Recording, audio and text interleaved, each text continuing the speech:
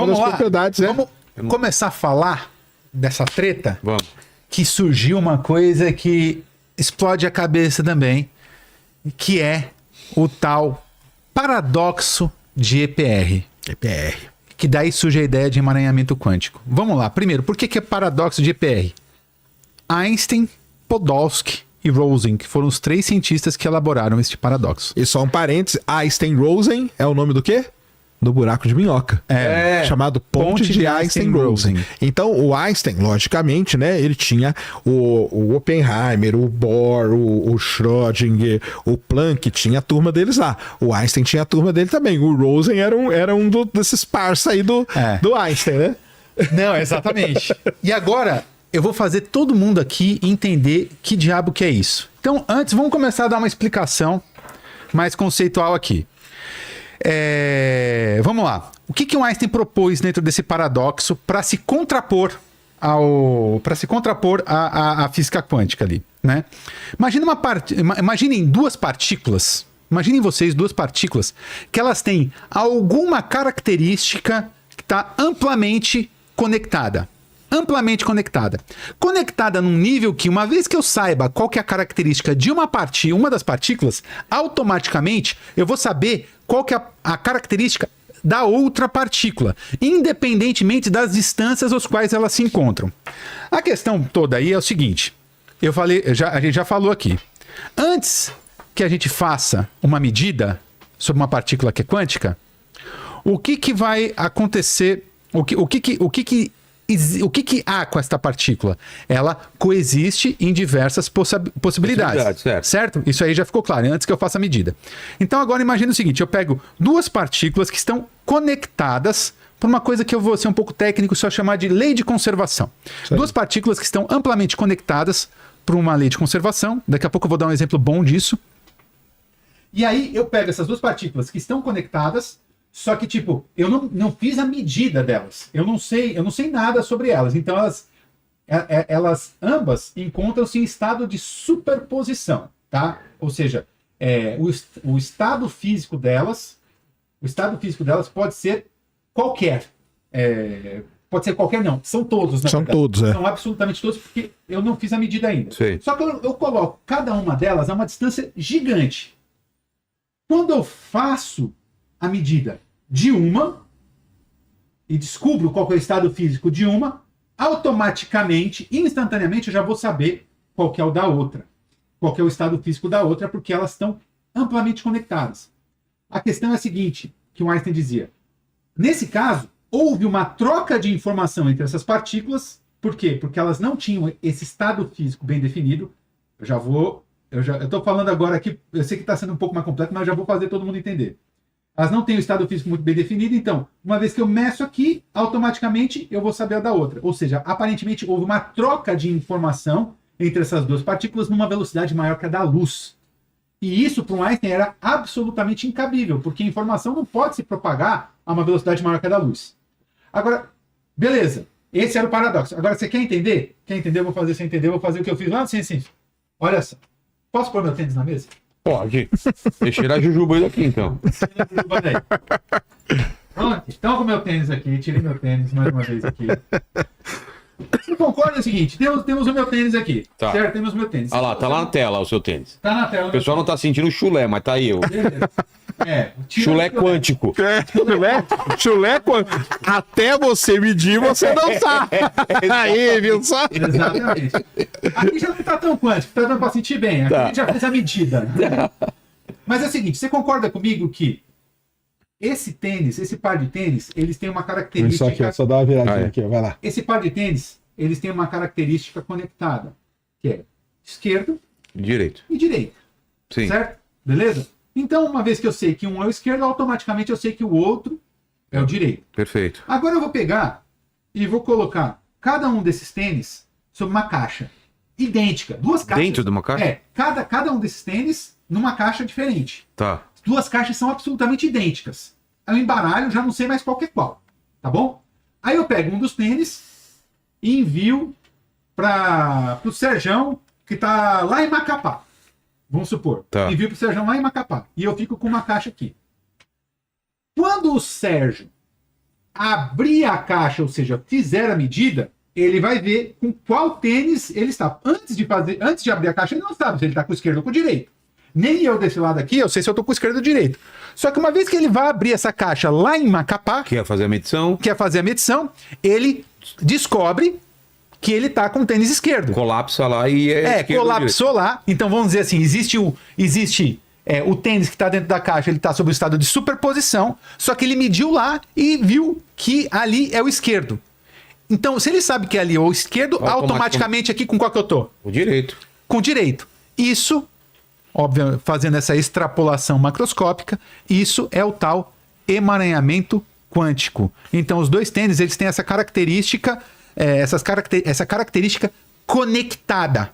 Beleza? Emaranhada, né? Emaranhada. Só que o que acontece? Quando o Sérgio abriu a caixa lá, aparentemente o que aconteceu é o seguinte: se o tênis que está dentro daquela caixa, ele, antes de ser aberto, ele está sob um estado de superposição direito e esquerdo, ele está sob um estado de superposição, direito e esquerdo, antes de abrir a caixa. Aí o Sérgio abriu a caixa e mediu direito. Parece que houve uma troca de informação. Parece que as duas partículas trocaram uma informação, tá o quê? Porque então, automaticamente eu sei que o outro é esquerdo. Automaticamente eu sei que o outro é esquerdo. Então a outra partícula colapsa também para o esquerdo. Como essa informação foi trocada instantaneamente, isso viola um princípio básico. E nada viaja mais rápido que a luz. Exatamente. Então, esse era o grande paradoxo. Então, por isso que a gente diz, deixa eu agora tirar meu tênis daqui para vocês não ficarem suportando mais o meu chulé.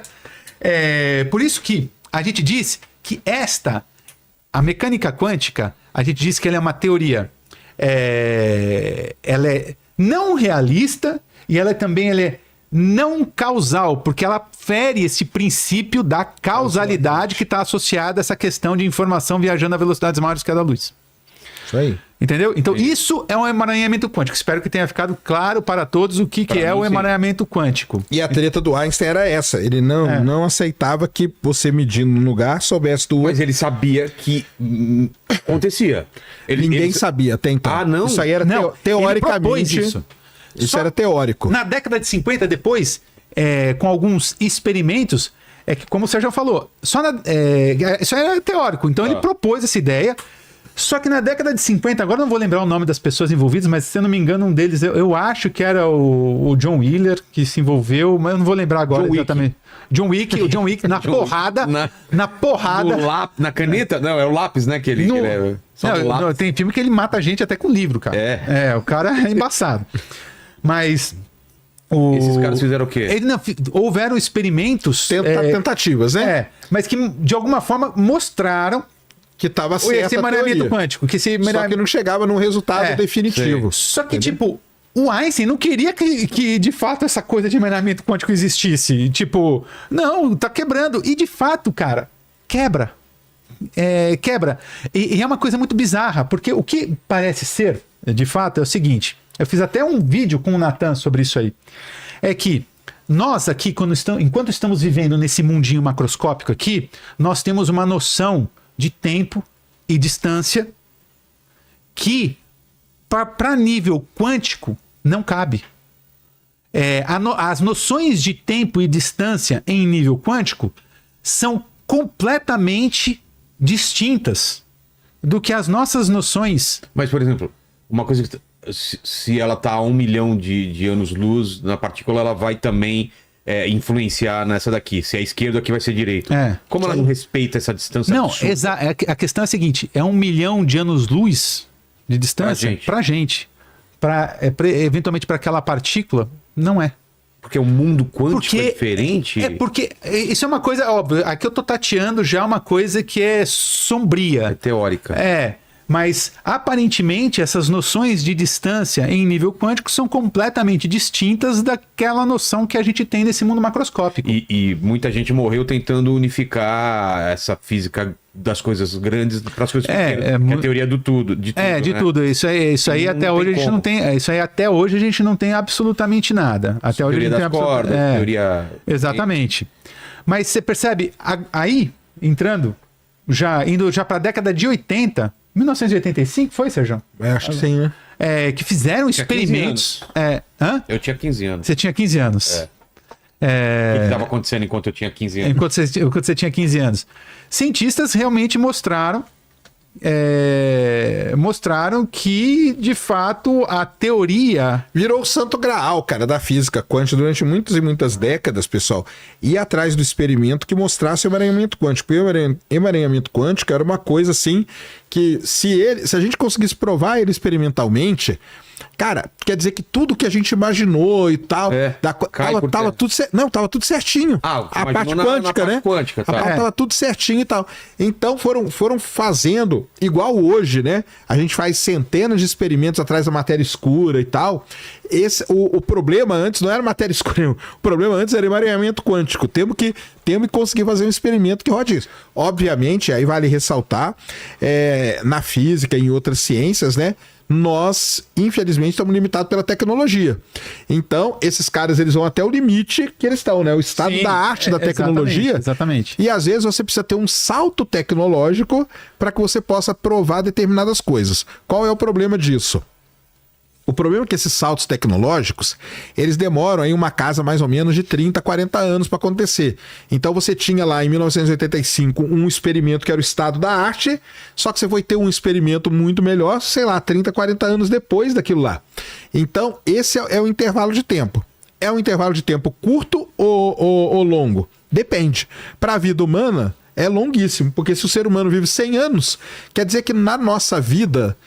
em média, a gente experimenta 2 grandes saltos tecnológicos, entendeu?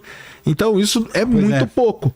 Agora, para a história e tal, não sei o quê, não é nada 40 anos, entendeu? Exatamente. Mas pra gente que tá aqui é muito. Então, é isso que fica as pessoas ficam meio desnorteadas, cara. Fala, pô, mas como assim, cara? O cara não consegue. Cara, não consegue, porque você tem um limite tecnológico. Exatamente. Você precisa de uma determinada tecnologia estar desenvolvida para que você possa acontecer tal coisa. Nós estamos aí vivendo o negócio da IA. A IA, cara, ela foi desenvolvida em 1950. Teve que vir o japonês da NVIDIA desenvolver a NVIDIA para rodar tudo que a gente tem hoje. Senão, cara, a gente ia continuar preso em toda a teoria. A teoria está lá linda. A teoria quântica, nós estamos falando aqui, ela é do final dos anos 1800 e início dos anos 1900. Ali está o fundamento de tudo isso. Só que precisou 100 anos, ou um pouco mais, né? Para a gente ter a tecnologia avançar a ponto da gente ter experimentos hoje capazes de provar aquilo que foi proposto teoricamente. É isso. E o que os caras fizeram de fato, quando eles fizeram esses experimentos, tem aquele famoso, não pode deixar de dizer, do paradoxo de Bell, mas eu não vou entrar em detalhes com relação a isso. Eles mostraram que, de fato, com isso que o Sérgio está falando, que a teoria quântica, ela é de fato, como eu falei para vocês, não causal. Né? Ou seja, de fato, partículas quânticas, aparentemente, elas vão poder trocar informações realmente. Independente da distância, e vão trocar instantaneamente. Então, trata-se de fato de uma teoria não causal. Existem algumas coisas de fundo ali que eu acho que não vale a pena tocar, que envolve vários caras importantes aí. Agora eu não vou lembrar os nomes, mas envolve vários caras importantes aí. Porque existe muita discussão com relação à questão de interpretações, né? A mecânica quântica. E isso trouxe, na verdade, esse experimento trouxe e mostrou que, de fato, essa interpretação probabilística que nós temos, ela é, de fato, a interpretação correta. Aparentemente, é de fato uma interpretação adequada. E a teoria quântica é isso aí, ela é não real, ela é não causal e tudo mais. E vale ressaltar só mais uma coisa, Sérgio. Você pode achar que é loucura. Você pode estar achando que é tudo uma loucura e tal, que é tudo viagem.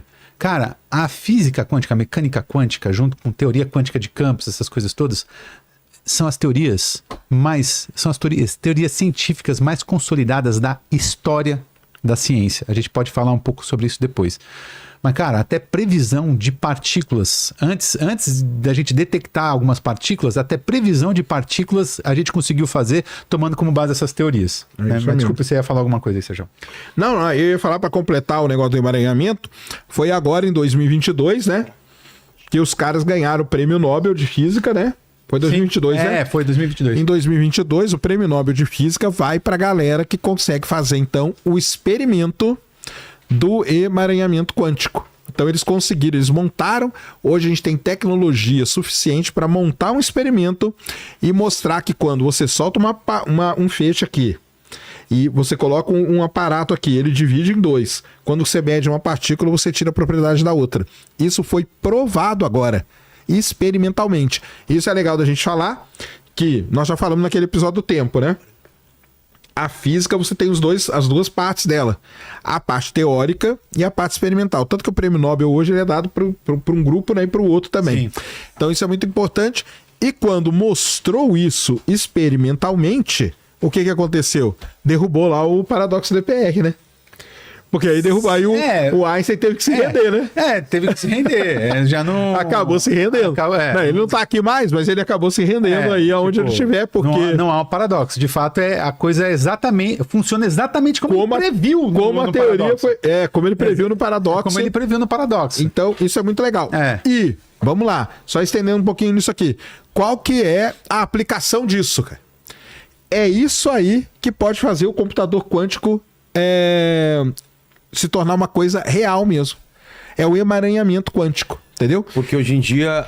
Então, o que o pessoal faz hoje? O pessoal tenta fazer essas coisas aí com partículas, medindo em uma e ver o que está acontecendo em outra.